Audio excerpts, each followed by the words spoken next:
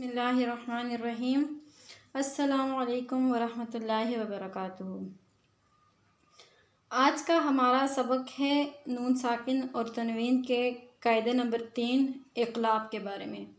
दो कायदे हम पहले पढ़ चुके हैं, इज़हार और इदगाम। आज हमने पढ़ना है इक़लाब। अब इक़लाब क्या है? इक़लाब नून साकिन या तनवीन के बाद अगर बा आ जाए तो नून साकिन या तनवीन को मीम साकिन से बदल देंगे। नून साकिन या तनवीन के बाद अगर बा आ जाए तो नून साकिन या तनवीन को मीम साकिन से बदल देंगे और उसमें गुन्ना भी करेंगे। जैसे क्योंकि कायदे तो गुन्ने के बारे में ही हैं, तो जैसे ये देखें नून साकिन आ गया, नून साकिन के बाद बा आ गया, ये मिन लिखा हुआ है, ये बाद लिखा हुआ है।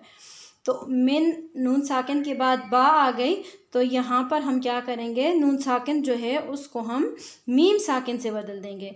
और अक्सर कुरान मजीद में या कायदे जहाँ पर भी आप देखेंगे ये इक़लाब का कायदा होगा, वहाँ अक्सर छोटी सी मीम लिखी भी होती है हर्फ के ऊपर। तो हमने इसको नून को नहीं पढ़ना, मीम मीम ज़ेर मिम पढ़ेंगे हम इसको मिम बादी।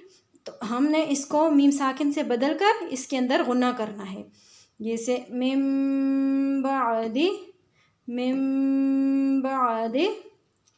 इसी तरह तनवीन की मिसाल भी है कि ये लिखा हुआ है लनस्फ़अन बिन्नासियति।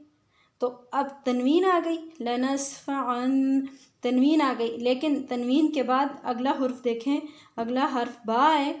तो हमने क्या करना है, तनवीन को जो है वो मीम साकिन से बदल देना है।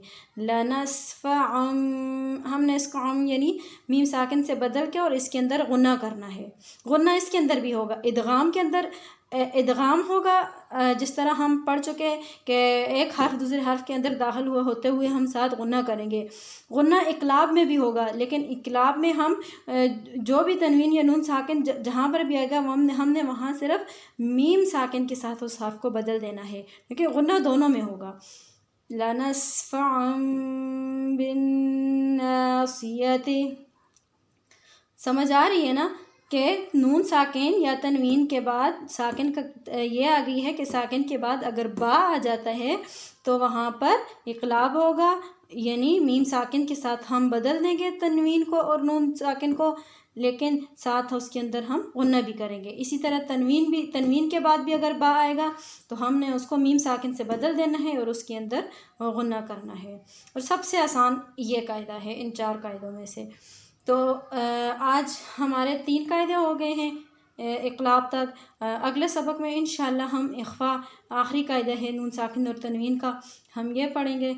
पिछले कायदे साथ आप अच्छे तरह से याद कर लें, क्योंकि अगर हम ये अच्छे तरीके से याद करेंगे तो हमें अगले असबाब को समझने में आसानी होगी। तो चलें ठीक है, मिलते हैं अगले कायदे यानी इख़फ़ा के साथ अगले सबक में। तब तक के लिए अस्सलामु अलैकुम वरहमतुल्लाहि वबरकातुहू।